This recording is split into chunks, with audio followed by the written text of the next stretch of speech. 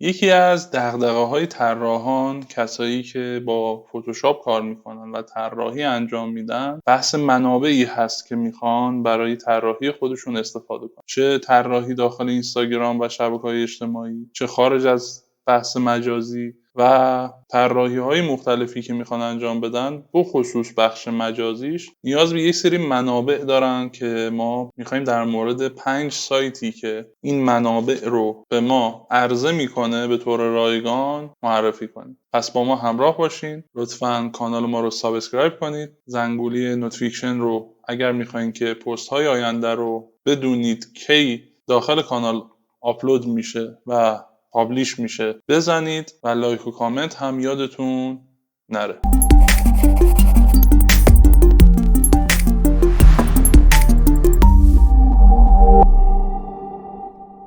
محمد حسین عدالتی هستم. خوشحالم که در خدمت شما هستم با ویدئویی دیگه از کانال آموزشی شورتبات. میخوایم که 5 سایتی رو معرفی کنیم که برای ما کاربرد زیادی دارن، مخصوصا برای کسایی که طراحی میخوان انجام بدن با مخصوصا فتوشاپ حالا یا نرم افزارهای دیگه ادیت و طراحی عکس، تصویر و پوستر الی آخر. یکی از چیزایی که ما استفاده داریم و حالا طراحان قطعاً باش آشنا هستن PNG ها هستن. یک سری از فرمت های تصویر، البته خود PNG یک سری فرمت تصویره، اما PNG یک خصوصیت داره. تو این فرمت تصویری ما یک خصوصیت رو داریم که پس زمینه کاملا شفافه و یا میتونیم اصطلاحاً بگیم پس زمینه‌ای وجود نداره و دقیقاً اون آبجکت یا اون سوژه‌ای که ما نیاز داریم رو میتونیم ازش استفاده کنیم برای طراحی خودمون. به طور مثال یک ویروس کرونا برای امروز که یکی از ترندها هست، قطعاً فایل PNGش خیلی میتونه برای ما کاربرد داشته باشه اگر بخوایم یک مطلب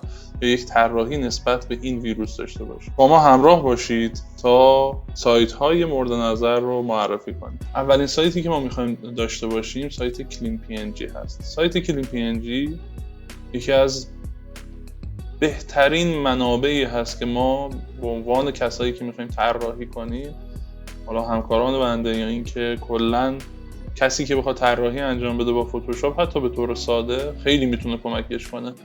شما مثلا میخواین یک موضوعی رو طراحی کنید، مثلا موضوع دست شستن، مثلا موضوع کرونا یا الی آخر، حالا اینا ترند ها هستن. شما میتونید با فایل های PNG یک سری طرح رو به طور ساده، حالا با یک پس زمینه‌ای که انتخابی خودتون هست انجام بدید. اولین چیزی که با این سایت آشنا میشیم خب یک منوی سرچ هست که این منوی سرچ خب برای سرچ هر تصویری که مورد نظرمون هست خیلی کاربرد داره. همون اول با سرچ شما میتونید این تصویر مورد نظرتون رو پیدا کنید. خیلی از فایل ها رو داره، شما خیلی از فایل های PNG رو میتونید داخل این سایت پیدا کنید و میتونیم بگیم هیچ موضوعی شاید نیست که نتونید تو این سایت پیدا کنید مگر اینکه یک سری موضوعات خاص. بالا هم اگر دقت کنید میاد ترند هایی که در این سایت سرچ شده رو میاره که پایین سایت هم ترند ها رو گذاشته، ترندینگ نوشته شده. حالا اسپرینگ چون بهار نزدیک، کرونا، کووید الی آخر، همه اینها به عنوان ترند های مورد نظر بحث PNG هست که ما میتونیم داشته باشیم که هر سرچی رو انجام بدیم. به طور مثال میتونیم بنویسیم کامرا، دوربین، می‌بینیم که تصاویری نسبت به دوربین، حالا چه تصاویر گرافیکی چه تصاویر حقیقی و واقعی، شما میتونید اینجا استفاده داشته باشین. حتی کت و شلوار رو میتونید داشته باشین که خیلی میتونه کاربرد یه جایی داشته باشه.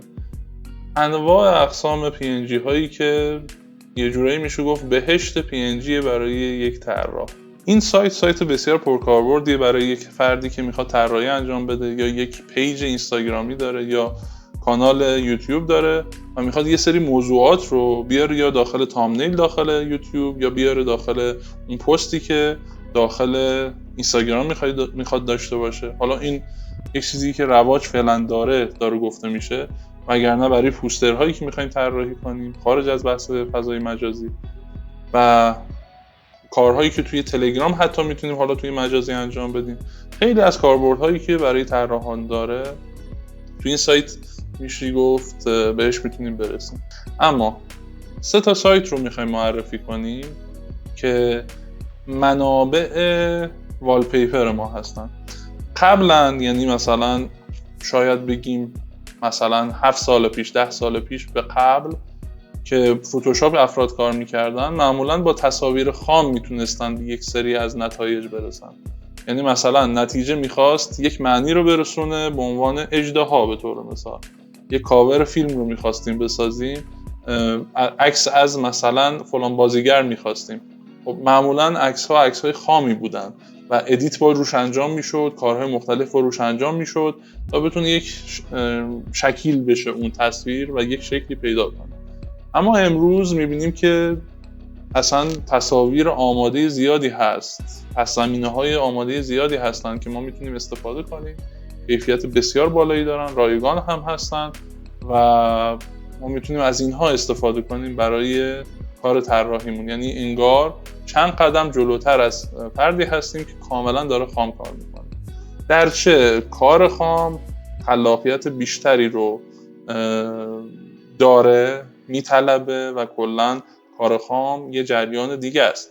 اما برای اینکه کار ما راه بیفته، بحث والپیپرها و بحث تصاویری که خام نیستن میتونه خیلی برای ما کاربرد داشته باشه.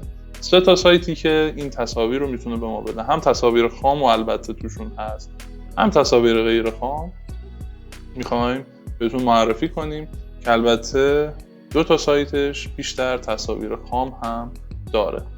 یکی از سایت هایی که ما قبلا معرفیش کردیم، البته برای یک فضای دیگه، برای فوتیج و ویدیوهای خامی که میخوایم استفاده کنیم برای تدوین، اما الان میخوایم استفاده کنیم از این بخشش که خب یک بخش دیگه است کاملا و یک استفاده دیگه داره. شما سرچی که میزنین با زبان انگلیسیه، مثلا میخواین دریا رو سرچ بزنید، به انگلیسی مینویسیم و میبینیم که یک سری تصاویر نسبت به دریا رو برای ما میاره. همینطور که میبینید هم تصاویر خامه، هم تصاویر ویرایش شده و تنظیم رنگ شده و حتی طراحی شده. تقریبا تمام تصاویر رو در بر داره، بستگی به کاربرد ما داره که چه کاربردی از این تصویر میخوایم. خب تصویر مورد نظر رو میگردیم و پیدا میکنیم، اسامی مختلف هم اینجا سرچ میزنیم و دانلود میکنیم. سایت بعدی که ما میخوایم داشته باشیم و خیلی میتونه برای ما کاربرد داشته باشه و بیشتر تصاویر تنظیم رنگ شده و ادیت شده است، سایت والپیپرز هومه که خیلی کاربرد زیادی میتونه برای حداقل طراحان مبتدی داشته باشه.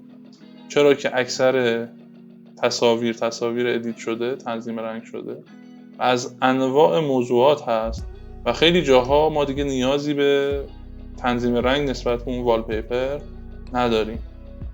یکی از کاربردهای دیگه که والپیپر ها میتونه برای ما داشته باشه، بخش ابسترکت، اگر اشتباه تلفظ نکنم ابسترکت یا ابسترکت، که شما یه سری تصاویر حالت آبرنگی و اینها رو دارید که استفاده زیادی میتونه داشته باشه برای هم بک‌گراند، هم این که به عنوان پترن استفاده بشه. مثلا این بخش رو ما به عنوان پترن میتونیم استفاده کنیم که اگر بخش پترن رو هم بزنیم اینجا رو تبلیغات رو میتونیم از این پترن ها استفاده کنیم برای بخش های مختلف طراحی خودمون و بخش های دیگه. حتی ما حالا سلبریتی هایی که میخوایم استفاده کنیم به طور مثال داخل یک کاور، اینجا میتونیم داشته باشیم. تصاویر زیادی هم داره، فکر میکنم نزدیک 36 صفحه فقط تصویر از سلبریتی ها داشت، یا بخش مدلز فکر میکنم داشت البته اگر اشتباه نکنم. آره، و تصاویر مختلف دیگه ای که خب موضوعاتش اینجا میبینیم، حتی والپیپر های سیستم عامل های مختلفی که میتونیم اینجا داشته باشیم تا کیفیت 8K رو حتی من تو این تصاویر دیدم.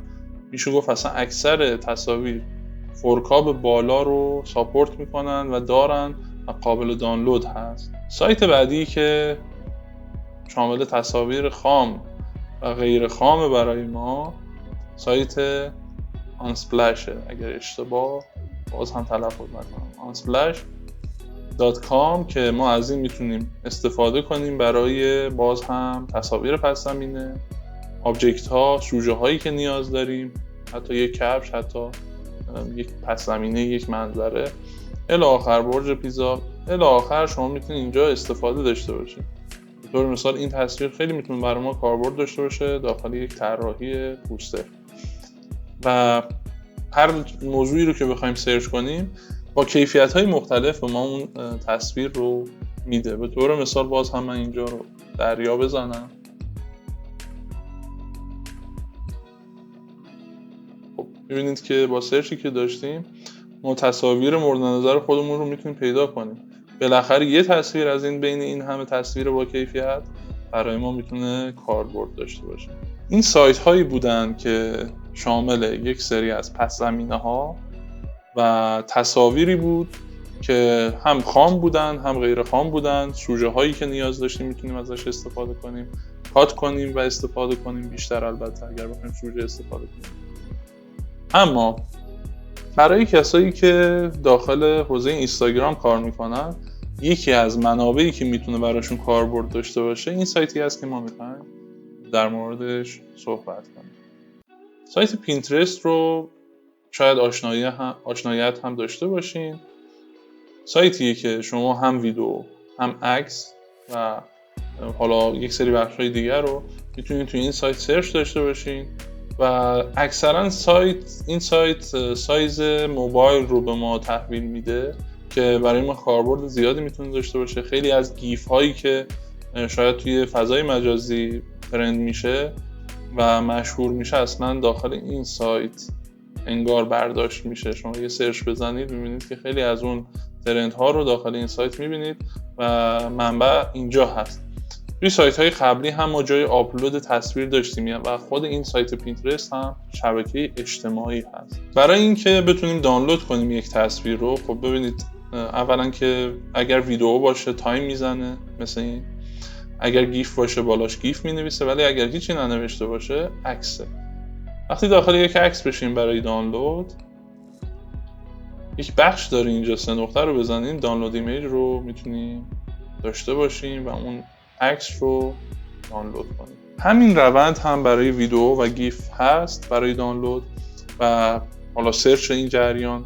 منتها ما اومدیم برای بحث طراحان استفاده کنیم، برای همین جریان هم فقط همین بخش رو گفتیم. پینترست خودش یک شبکه اجتماعی هست که افراد مختلف یک شبکه شدن انگار که میان و ایده های خودشون رو، عکس های خودشون رو، طراحی های خودشون رو داخل این سایت آپلود میکنن و میارن بالا. کما اینکه تو سایت های قبلی هم ما این کار رو میتونستیم بکنیم. یک بخش داشت عنوان آپلود، یعنی ما خودمون میتونستیم یکی از افرادی باشیم که تصاویر خام یا غیر خام رو داخل اون سایت بارگذاری میکردیم. بعد از تایید اون تصویر وارد سایت میشد و در دسترس دیگران قرار میگرفت به طور کاملا رایگان. خوشحال شدم بار دیگه با شما بودم با ویدئویی دیگه از کانال آموزشی شورتباد. لطفاً ما رو حمایت کنید.